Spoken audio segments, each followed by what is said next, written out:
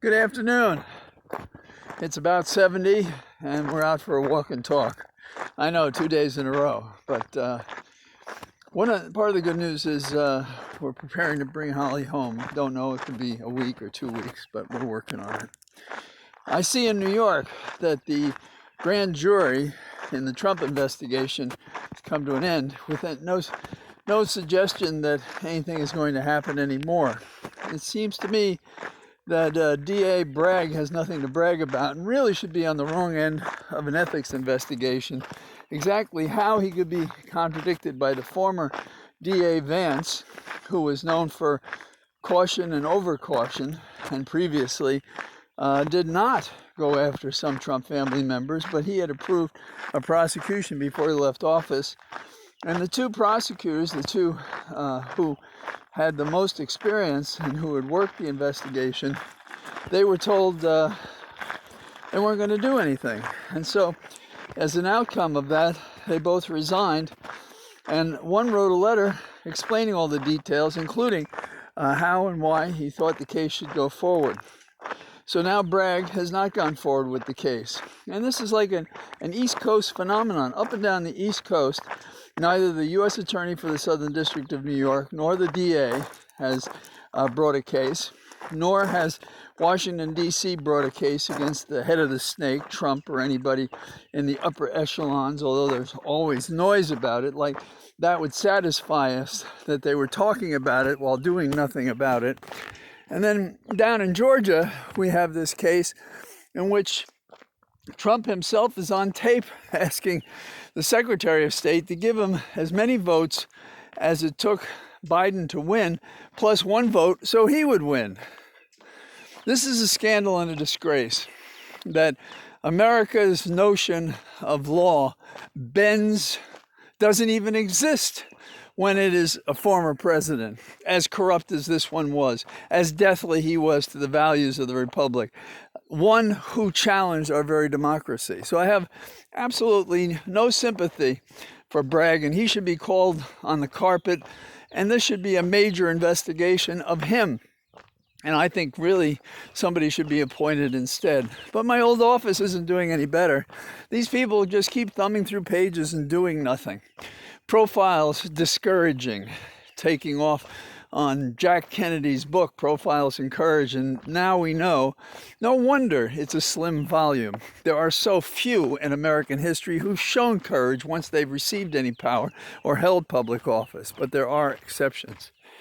Now, another beef of mine is the Correspondents' Dinner this evening. Over the years, I've been to several, and I've enjoyed it. There are people there in the media who have done marvelous things in terms of journalism, and they bring guests, which is part of it. And it's a time for the president to make some remarks about the role of the press and to have some fun with them and they with him. However, there's something wrong when we still have the virus floating around with these people assembling after several other events that have resulted in people having the virus afterwards. And so I'm very concerned about that, and I think that makes it an error, and I think they should have probably found other ways to do it, but woe for me, I'm not the party pooper here. But it does reflect a kind of indifference to the most terribly fragile persons who are exposed.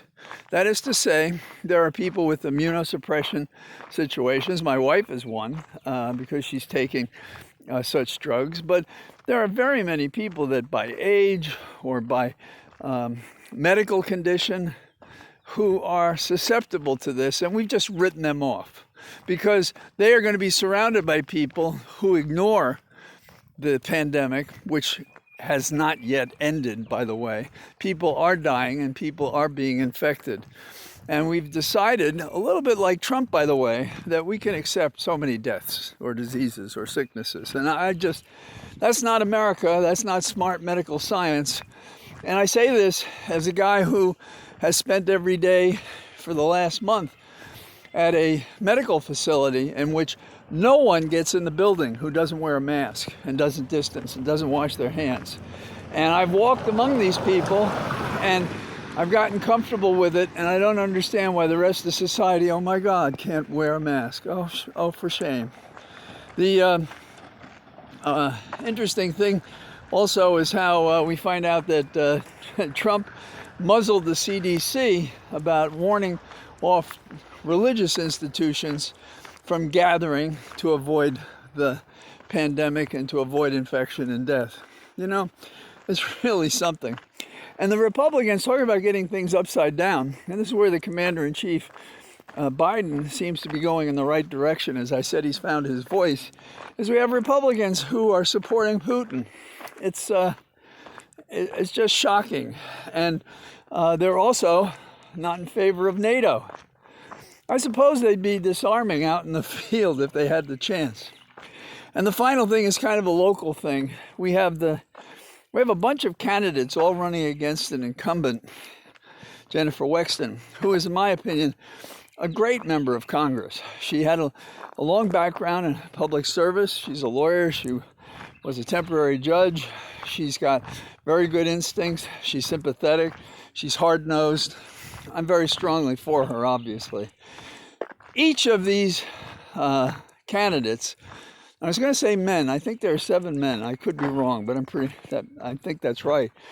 In this Northern Virginia congressional district, once held by Frank Wolf, his grandson is running. I once ran against Frank Wolf unsuccessfully. 95,000 votes in the general election wasn't enough, and my dad kidded me about how did I get so many votes. But none of these people are willing to be human or recognize Roe v. Wade. Every one of them says that at the moment of conception, life begins. Really? Isn't that quite amazing? Such ignorance, medical and otherwise, such religious insistence should not be allowed to represent us in Congress. And the way we do that is we don't vote for them. And that should happen here in Virginia. And I'm sure this is going to be a question across the country in challenges in close districts that are held by a Democrat and also other districts. And I'm hoping in primaries that some Republicans will say, well, we're not going with this crazy candidate. We'll go with someone else. Finally, on a point of personal privilege, I've been with Holly every day, as you know. And today we walked the hall again together. And she's getting stronger. And she's going to do some more rehab so that she can be more independent when she gets out. And we're pretty excited about that. But it's not an easy thing. What I've told people is it's 3 steps forward and 1 back. And so to be assured that the least amount of medical knowledge is due to us, we're hopeful she'll be out in a week or 2. It's hard to say right now. We get daily reports of it. So thanks for listening. And I'm in a beautiful green cathedral of trees. And I can't imagine a better place to be. Bye-bye.